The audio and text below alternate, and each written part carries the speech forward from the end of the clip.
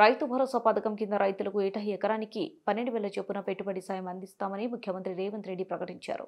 వ్యవసాయ యోగ్యమైన భూములన్నింటికీ ఈ పథకాన్ని అమలు చేస్తామన్నారు. దీంతో పాటు భూమి లేని వ్యవసాయ కుటుంబాలకు ఏటా 12,000 చొప్పున ఆర్థిక సాయం చేస్తామని తెలిపారు.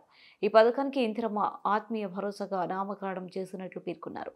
ఇక రాష్ట్రంలో రేషన్ కార్డులు లేని వారందరికీ నూతన రేషన్ కార్డులు ఇస్తామని చెప్పారు. ఈ 3 పథకాలను ఈ నెల 26న గణతంత్ర దినోత్సవాన్ని పురస్కరించుకుని అమలు చేస్తామని ప్రకటించారు. జరిగిన మంత్రివర్గ సమావేశంలో ఈ మేరకు నిర్ణయాలు తీసుకున్నట్లు వెల్లడించారు.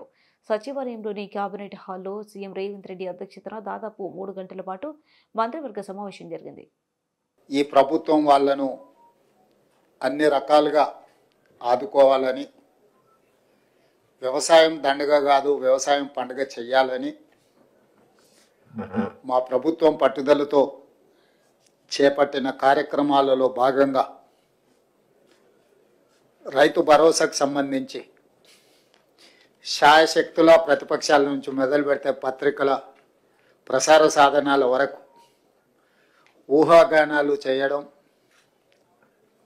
ఉన్నవి లేనివి ప్రభుత్వ నిర్ణయాలని మీకు మీరే ప్రకటించి రైతులలో గందరగోళాన్ని సృష్టిస్తున్నారు. కాబట్టి ఆ గందరగోళాన్ని దూరం చేస్తూ రైతులకు ఒక శుభవార్త వినిపించాలని ఈ మంత్రివర్గ సమావేశంలో సహచరులందరి సూచనల మేరకు ఈరోజు నిర్ణయం తీసుకోవడం జరిగింది.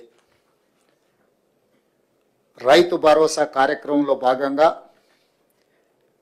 వ్యవసాయ యోగ్యమైన భూములన్నింటికి రైతు భరోసా పథకం కింద నిధులను ఇవ్వడం జరుగుతుంది. గత ప్రభుత్వం రైతు బంధు పథకంలో భాగంగా సంవత్సరానికి 10,000 ఇస్తే మా ప్రభుత్వం ప్రజాపాలనలో రైతులందరికీ సంవత్సరానికి 12,000 రూపాయలు ఇవ్వాలని నిర్ణయం తీసుకున్నది. అదేవిధంగా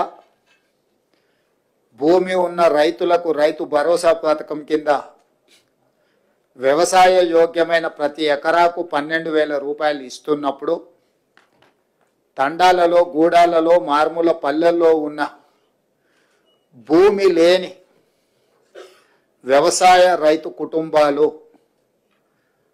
భూమి లేకపోవడం ఒక శాపము, ప్రభుత్వం మమ్మల్ని ఆదుకోకపోవడము ఇంకొక శాపము అన్నట్టుగా పాదయాత్రల సందర్భంగా అటు భట్టి విక్రమార్క గారికి కానీ నాకు కానీ ఈ మధ్యకాలంలో మా మంత్రివర్గ సహచరులు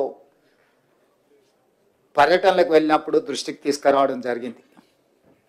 అందుకే మా ప్రభుత్వం భూమి లేని వ్యవసాయ కుటుంబాలకు ప్రతి సంవత్సరానికి 12,000 రూపాయలు వాళ్ళకు కూడా ఇవ్వాలి, వాళ్ళు కూడా మన సమాజంలో మనలో భాగమే అని గుర్తించి ఈ పథకాన్ని అమలు చేయాలని